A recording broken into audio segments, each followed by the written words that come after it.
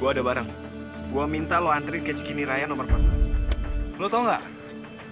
Gua habis bantai 2 orang. Nyari gara-gara lagi lo ya?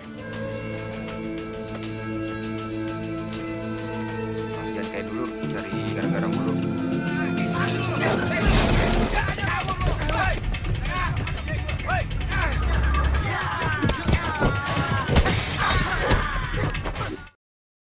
Assalamualaikum warahmatullahi wabarakatuh. Apa kabar kalian yang sedang menonton video ini? Semoga baik-baik saja ya dan sehat selalu. Dan selamat datang di channel Refocus.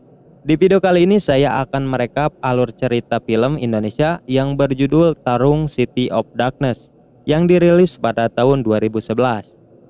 Film ini menceritakan tentang persahabatan sejati 4 pemuda dalam menghadapi kerasnya kehidupan yang dibesarkan bersama-sama di panti asuhan, dan sebuah aksi balas dendam yang mereka rencanakan dengan preman. Sebelum lanjut, kita intro dulu cuy.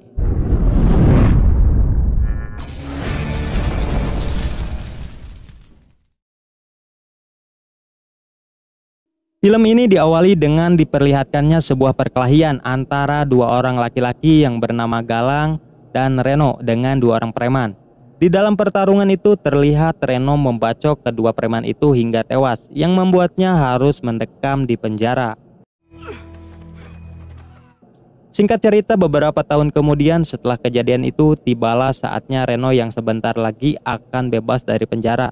Terlihat Galang yang sedang diberitahu kabar itu, ia berencana untuk menjemputnya nanti. Di malam hari, Galang menemui seseorang yang bernama Coki. Coki adalah adiknya yang sama-sama diurus di panti asuhan. Sebelumnya ia dikejar-kejar karena mencuri kaset DVD di pasar. Dari mana lo? Nyari gara-gara lagi lo ya? Setelah itu mereka berdua pergi ke klub malam. Sesampainya di sana, Galang melihat seorang wanita yang sedang diganggu oleh laki-laki. Wanita itu bernama Astrid. Astrid ini bekerja sebagai penari bugil sekaligus PSK.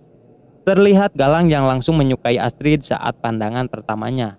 Di klub malam itu, Galang sudah dikenal sebagai kepala preman. Bahkan saat ia mendekati Astrid, 2 laki-laki itu langsung pergi.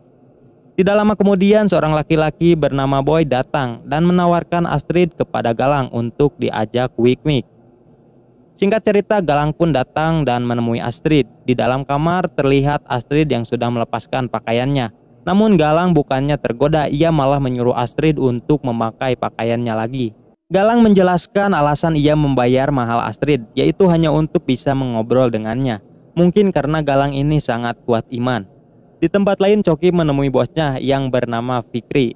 Coki bekerja sebagai pengantar narkoba. Lalu ia disuruh bosnya untuk mengantarkannya ke pembeli. Namun uangnya itu malah tidak disetorkan kepada bosnya. Keesokan harinya tibalah Reno yang keluar dari penjara. Ia dijemput oleh Galang dan langsung pergi ke panti asuhan Bunda Mulia untuk menemui Bulastri. Bulastri ini adalah pengasuh mereka waktu kecil. Setelah sampai di sana, mereka berdua bertemu dengan Coki yang sedang melamun. Anjing Reno, apa kabar lo? Gue masuk dulu ya. Pengen ketemu dengan Bu Lastri. Ketika Reno pergi menemui Bulastri, tiba-tiba Coki memberikan uang yang sangat banyak kepada Galang untuk panti asuhan yang sedang kekurangan dana. Ia tidak memberitahu Galang dari mana uang itu ia dapatkan.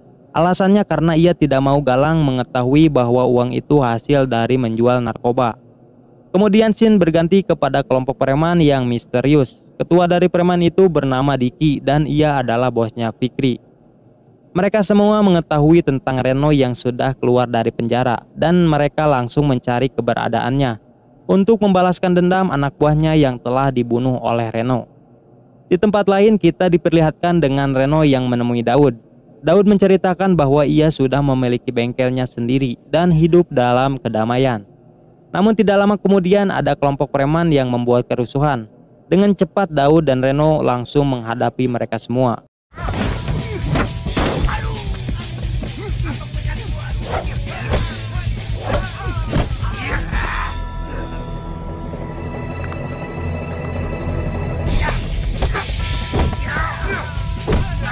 Dan untungnya mereka berdua tidak lupa bagaimana caranya berkelahi, dan preman itu pun berhasil dikalahkan.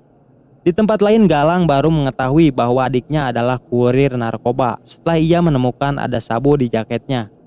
Ia langsung memarahi Coki dan menyuruhnya untuk berhenti dari pekerjaannya itu.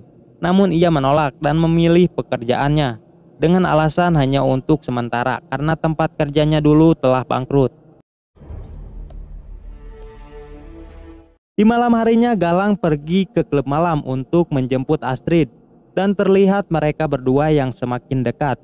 Sesampainya di rumah, Astrid bercerita tentang masa lalunya yang membuat ia menjadi penari bugil dan PSK. Di sini kita tahu bahwa ia telah dibohongi oleh Boy yang ditawari pekerjaan bagus di Jakarta, namun kenyataannya Boy malah membuat Astrid jadi penari dan PSK. Yang jelas, dia udah nipu gue habis-habisan. Setelah itu Galang pergi untuk menemui Daud. Lalu Daud menceritakan tentang kejadian saat ia dan Reno diserang oleh sekelompok preman. Di sini mereka berdua menyimpulkan preman yang menyerangnya itu adalah musuh lama Reno yang ingin balas dendam tentang kematian anak buahnya. Bersamaan dengan itu Coki ditusuk dan dihajar karena ketahuan tidak menyetorkan uang bosnya itu.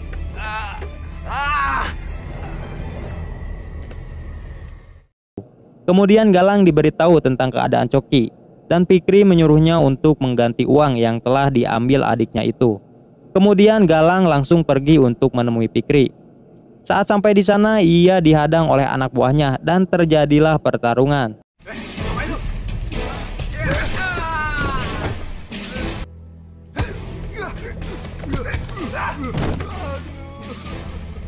Setelah itu Galang menodongkan pistol kepada Fikri yang terpaksa dia harus membebaskan Coki. Coki pun dibawa ke rumahnya untuk diobati.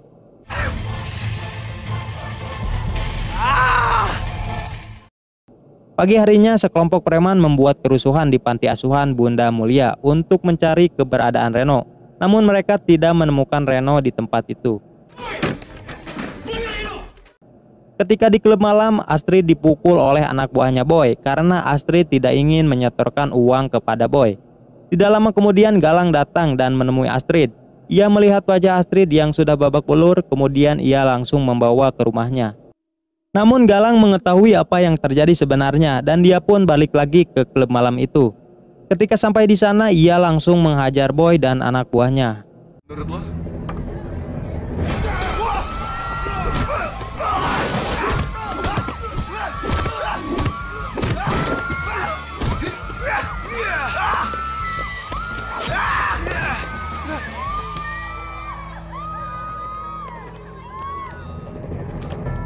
Bersamaan dengan itu terlihat Coki yang sedang membeli pistol ilegal. Dia berniat untuk balas dendam kepada Fikri karena telah menusuknya. Keesokan harinya ketika Galang sedang berada di pasar, ia dikepung oleh Boy dan anak buahnya. Karena Galang kalah jumlah, ia pun langsung lari masuk ke dalam angkot. Namun mereka terus mengejarnya dan terjadilah perkelahian di dalam angkot itu.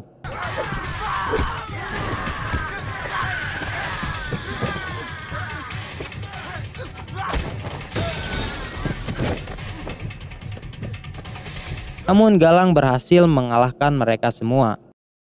Setelah sampai di rumah, Galang melihat adiknya yang sedang berlatih menggunakan pistol. Di sini Coki memberitahu Galang bahwa dia berniat akan balas dendam kepada Fikri.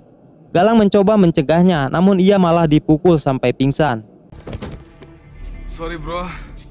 Setelah itu Coki sampai di markas Fikri. Ia langsung menodongkan pistol itu kepada Fikri. Namun saat akan menembak, ternyata pistol itu tidak ada pelurunya. Mengetahui hal itu, Coki pun langsung lari. Namun saat ia akan keluar, ternyata di sana ada sekelompok orang dengan membawa senjata yang menghadangnya. Dengan terpaksa Coki harus bertarung di sana.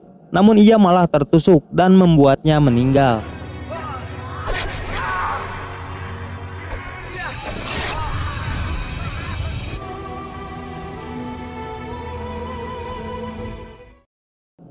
Setelah kejadian itu, Galang, Reno, dan Daud berniat untuk membalaskan dendam kepada Fikri dan Diki yang ada kaitannya atas kematian Coki. Namun ternyata mereka bertiga tidak ingin saling mengetahui akan niat balas dendamnya itu. Singkat cerita, di sini terlihat Daud yang menelpon Diki dan mengajaknya untuk bertemu di suatu tempat. Namun ternyata Daud malah dijebak dan ditabrak oleh anak buahnya Diki, kita sebut saja Joko. Di sana terjadi pertarungan yang cukup sengit.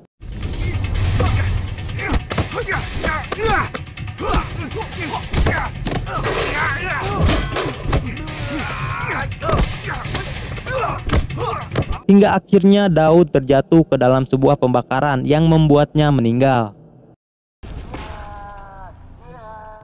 Kabar tewasnya Daud sampai ke telinga Galang. Lalu dia pun pergi untuk balas dendam kepada Diki dan Fikri yang telah menewaskan dua orang yang penting dalam hidupnya itu. Pertama, dia mengintai Fikri di klub malam yang sedang di dalam toilet dan langsung menghajar habis-habisan.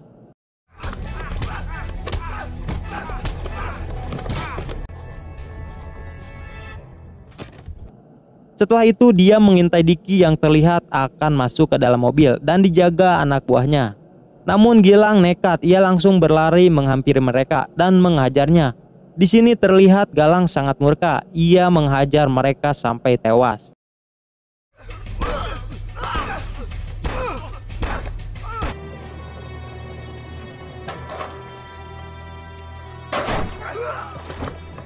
Dan sekarang tinggal satu orang lagi, yaitu anak buah Diki, si Joko, yang telah membunuh Daud. Gilang pun pergi untuk menemuinya. Saat sampai di sana, ia malah dihadang oleh sekelompok orang yang ternyata ada kaitannya dengan Fikri yang telah membunuh Coki. Dan terjadilah pertarungan di sana.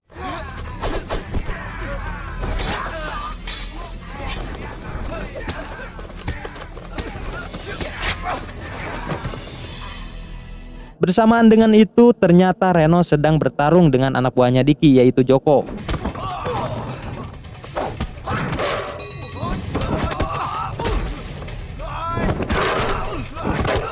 Dalam pertarungan itu, Reno terbentur sangat keras yang membuatnya pingsan. Saat Joko akan membunuh Reno, kemudian Galang datang dan berkelahi dengannya.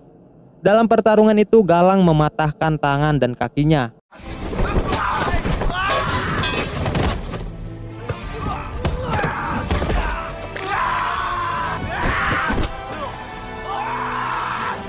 Namun saat ia sedang membantu Reno, tiba-tiba Joko menendang besi dan menancap di perut Galang, yang membuatnya tewas.